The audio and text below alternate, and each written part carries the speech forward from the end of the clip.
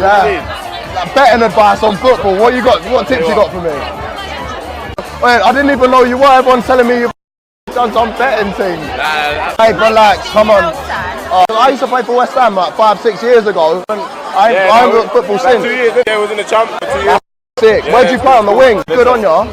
You being a footballer and that. You gotta be on it though. I scored 20 goals in a season. Top 3 goal scorer in the league.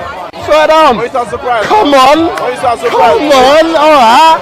I have a sick shit. I used to be at the academy with him. Swear. I weren't playing with Declan. I was in. He was a few years older than me. Oh, is it? Oh, yeah. But Declan's killing it though. Yeah, he's coming. Yeah. It's on. What's your 228? Come on.